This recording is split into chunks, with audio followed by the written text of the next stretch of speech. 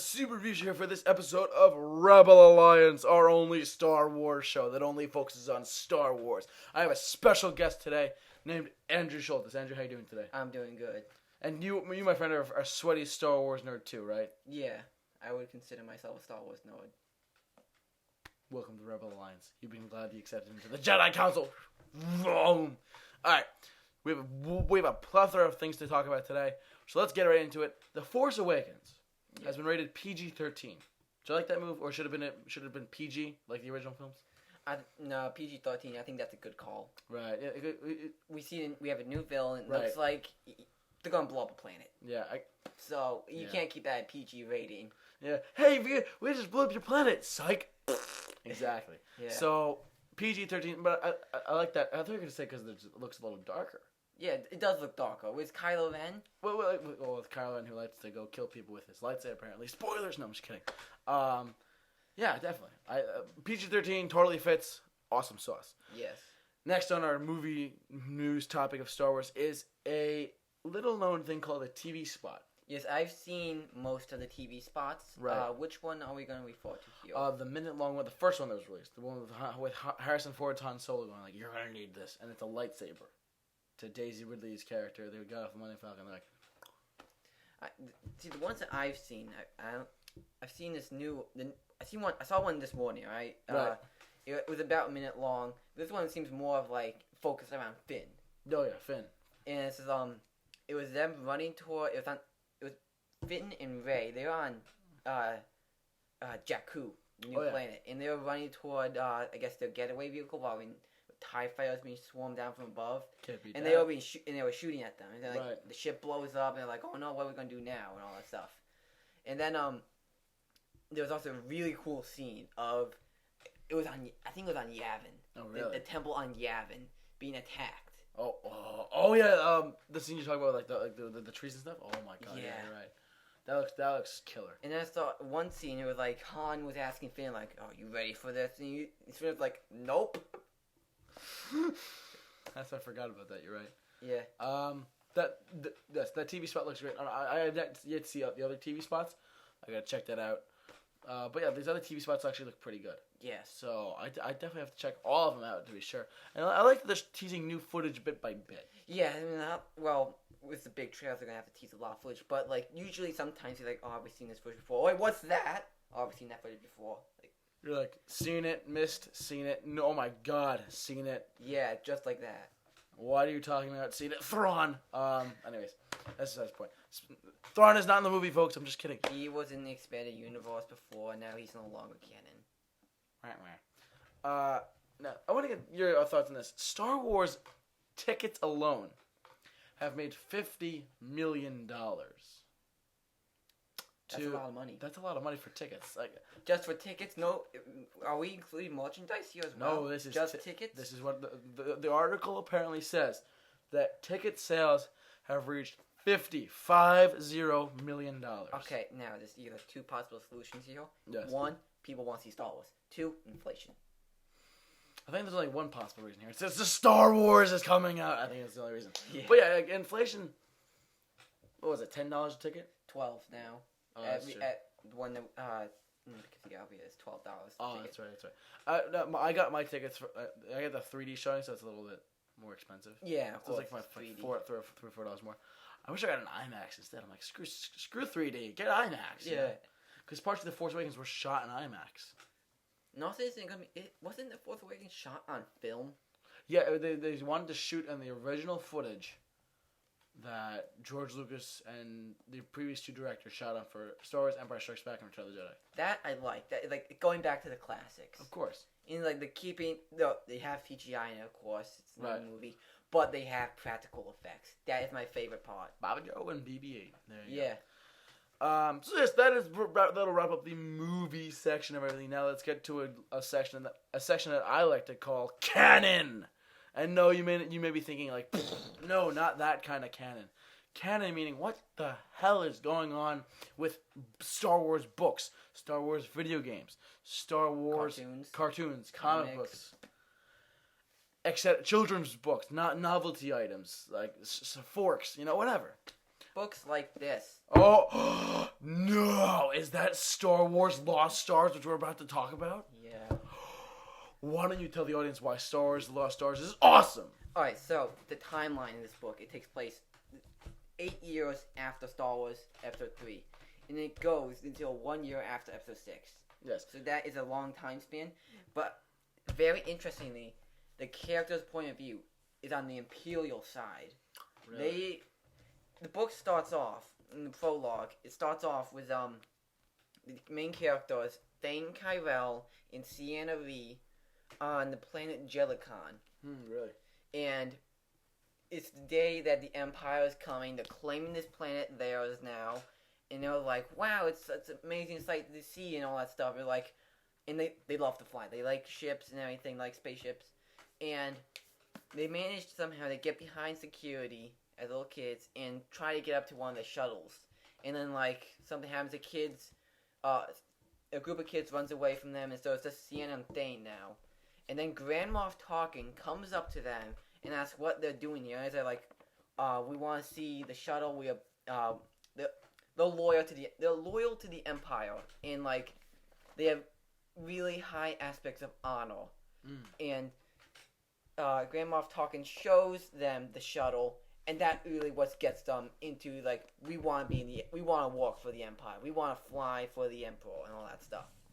Really? So it was a great book. The Battle of Jakku is in this now. Oh, that's right. And then these have been in the teasers for a little while. Yes, and now the Battle of Jakku, that takes place 29 years before The Force Awakens. Okay, so... And as you can see at the top, it will say Journey to the Star Wars The Force Awakens. There you are, folks. Journey to Star Wars The Force Awakens. How beautiful is that? So that means there's aspects in this book that are going to be in the movie. Now, I don't know if it's true or not, but that Star Destroyer right there, crashing down over Jakku, is the same Star Destroyer we see in the opening for teaser 2 of The Force Awakens. Really? Yes.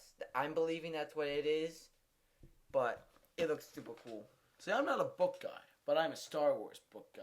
Yeah. So, I mean, you've heard it here first, folks. I mean, go to your nearest Barnes & Noble and get the damn book and read the book, because there are probably elements there. Journey to Star Wars: The Force Awakens. It is in the new canon now. Yes, this is canon. This is part of the story of Star Wars. Like Thrawn trilogy isn't. This is Lost Stars. Highly recommended. Go for it, kiddos. It was a great book. Oh yeah. Now, don't spoil the ending now. I won't. Because if you spoil the ending, you can't be on Rebel Alliance anymore. I'm just kidding. No, you see what I'm saying though. But look, read this book. I'm sure they have it on audiobook somewhere. I'm for sure. It's like, if not, go read it yourself. It was a great book. Right, and just hypothetically, what would you rate the book? Oh, I would probably rate out it... of 10? Yeah, an 8.5, maybe 9. 8.5, 9 out of 10. Okay. And what was very interesting was that the fact this was from an Imperial's point of view. The main characters were Imperial. Right. Eventually, one of the characters goes away and joins the Rebel Alliance. I'm not spoiling anything because it's written right here on the back of the book, so... So you got told. It's expected, but so one of the main characters, Thane, he goes off and joins the rebellion. Sienna stays in the Empire, and it's just amazingly fascinating how they are affected by the events of 4, 5, and 6. Because it's very interesting because Thane in the book, he gets assigned to a top secret space station that no one's ever heard of. What is the name of that space station, you may wonder? It's the Death Star. He gets assigned to the Death Star, and Sienna gets assigned to the flagship of the Imperial fleet. That's Darth Vader's ship. Oh my god. So, eventually the ship, Star Destroyer, meets up with the Death Star. Really? And then they're there for a couple days. The ship leaves, and as the Battle of Yavin happens, the people on the Star Destroyer are listening to the feed from the Death Star, the battle. That's awesome. Now, Thane, meanwhile, he's on Dantooine, where, remember when Princess Leia said the base is on Dantooine? Oh, yeah. He was sent to investigate there, so he's not on the Death Star.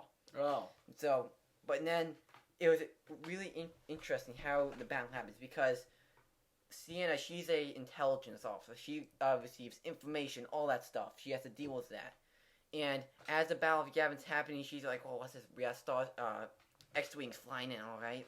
Send over to Commando and everything about that." Mm-hmm. And then the feed stops, as in symbolizing the Death Star blew up. You never actually hear it's blowing up. It's like, oh, we just like what did happen? We lost communications, all that stuff. And then Sienna is assigned to retrieve Darth Vader. Because Darth Vader, he spins off in episode 4.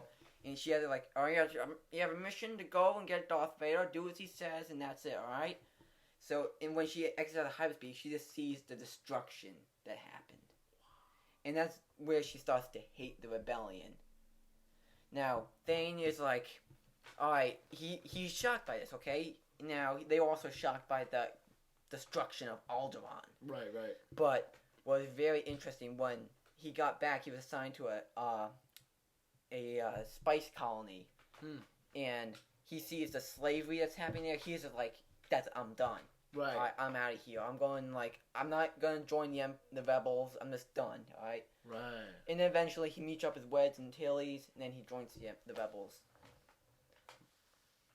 You heard it here first, folks. I'm just sitting here listening to him like, wow, that's pretty awesome. Look, if you could find your nearest bookstore near you, I highly recommend Barnes & Noble for everything Star Wars related. Star Wars, Lost Stars, folks. Go for it. So, that'll wrap up our book segment of everything. Now let's get into something that you have played since this past Sunday. That is one word, my friend, and that's Battlefront. How is it? It is a fun game. And literally, people say like, oh, there's no campaign. There's no single player aspect. There's no story mode. It's short. You unlock stuff. Yeah, well, it's a fun game to play, alright? You don't have to go like, alright. Oh, it didn't have a story. Ugh. It's just like, oh, I got all the stuff now. I'm done. No, it's like, it's meant to be played for longer than that. It's a fun game to play. The graphics are amazing. The sound design. I was watching him play Battlefront. The sound design is amazing. There is some single player modes. We did some of that. Oh, that's right. And then we did dual player. We used to kill some Imperial troops. It was awesome. Yeah, and all that stuff. But it was a fun game to play. Now, people might think, oh, it's a new game now. That means it's canon. Which is interesting because it's really not. Because I don't believe there was a battle on Tatooine and all that stuff. But I really like how they cover Hoth in the Battlefront. Because you're not fighting at Echo Base. Oh, that's right. You're fighting on the front lines, right? You're fighting on a place called Outpost Beta or something like that. It's like some real name. It's something, just a cover up, really. All right. No, a fun fact actually it's called Outpost Beta because it was featured in the beta for Star Wars Battlefront. Oh my God. But so it's just like, yeah, you're not fighting at Echo Base, so that's how we gain away with the canon issues, but all that stuff. I mean, like, the planets, they're canon. The battles, they might be canon, some of the stuff, but like, yeah, the Rebels won Battle of Hoth. No, that did not happen. If the battle took place there, that's the canon part. Yeah. Who won, that doesn't matter in the video game for that. There you go. Now there are some new video games coming out. But I've heard about a few. Isn't there Old Republic out now? The Old Republic's been out for a while. Okay. Now that is, I do not know if that's canon, mainly because that was out before the canon changed. So I did not, but there was expansions for it. One came out a couple months, called Knights of the Fallen Empire. Okay. That was the newest expansion, and I have no idea if that's canon or not. I believe it's not, but it might be. It doesn't change anything because it's 4,000 years before Episode 4. Of course. So it won't change any the events of Episode 5. I will say that Knights of the Old Republic is actually right where above my finger is. It's like the video game I have for the Xbox. I have my Xbox 360 down there. I did hear this very interesting fact. I'm not sure if it's real or not. Right. Knights of the Old Republic's going to gain a remake for Xbox One and PS4 consoles. That means either that means it's going to be lore, which it's going to be canon. Oh, jeez. In the Star Wars universe. I would love that to happen. That's true. I played Knights of the Old Republic. I love that game so much. I love the characters in it, the story for it. It's one of the biggest plot twists in gaming. That's true. It is amazing. Yeah. And not only that, but like, you obviously know more about the Old Republic than me. Yes. Yeah. Sadly, but I will say this though. You knowing that you know the Old Republic so well, would you like to see an Old Republic movie trilogy? Yes. I don't. You had to cut me off. No, I'm just kidding. Go ahead. Now, the characters in it will have to change. Maybe I think it will not be based off the game. Knights of the Republic. It might be based off of the Old Republic. That's 300. Knights of the Republic and the Old Republic. They're two different games. There's a 300-year time span difference between the two. What? And it's just like, it's very interesting how they do it. It means because they didn't want BioWare, the company who made Knights of the Republic, also made the Old Republic. So it's just like, yeah, they own the Old Republic genre. Okay. So, I would love to see a movie. Maybe just one spin-off. I would love. What if they had a trilogy? Maybe. I have no idea if they can do that. But the story... See, the Old Republic, it's story-driven. It's true. There are elements in that game that are fascinating. Yeah, I'm sure that like if they tease some stuff in future movies, like a spin-off movie, that they can lead back to like, oh yeah, where did that come from? And then they made a movie about that, like an Old Republic movie like that. Yeah. That'd be cool. I mean, like, the characters in that time were entertaining. The story was fun. And just the lore aspect, how this happened how many years before, like, the movies that we know. That's true. It's just like... It's a whole new world that it's not just in Thailand, but it's a whole new world that you can explore. Yeah, it's just like amazing. It's a very rich old platform that you can use. Yeah. It's like finding a gold. It's like finding a chest of gold, but like you don't know what to do with it until like you figure like, wait, I can do this with it. Yeah, I mean I think that's what BioWare originally was, because they were gonna make a Star Wars game, and this is what I believe. I'm not sure if it's true or not. But it's like, yeah, we have this idea for a Star Wars game, but it's like, it won't work with the movies and all that stuff. I got an idea. Instead of 4,000 years before Episode 4, they can't tell us nothing. Ooh, you got told, Kathleen Kennedy. No, I see. I think you're right though. If they're gonna make a video game 4,000 years in the past, totally. Yeah, they have their own time to set up. Yeah. It's like, yeah, just because the Empire ruled the galaxy for 4,000 years before doesn't mean they did it in like the modern times. Yeah, the modern times. After all, it says a long time ago in a galaxy far, far away. Yeah. Well, we have run out of topics today to talk about for our episode of Rebel Alliance. Look, if you like Rebel Alliance, if you like Star Wars in general, subscribe to this YouTube channel. You get a kick out of everything we do. Normally, I don't have a guest on my show, and I'll just do it by myself. But today we have a very insightful young individual to help us out today. Andrew, I want to thank you for coming on today for Rebel Alliance. And I'm very glad that you were able to come on and tell everyone about the Old Republic and like how the Lost Stars ties into everything. I mean, come on, go buy it. Look, if you're a fan of anything in the geek culture, sweaty nerds, whatever you want to talk about, this is the channel for you. We talk about anything from the world of Star Wars to the world of Terminator. It's up to you. So subscribe to the Super Review Show. But for this episode of Rebel Alliance, for the Super Review Show, for Andrew Schultz, our guest star today, and moi, keep it locked on the Super Review Show. I'll see you later.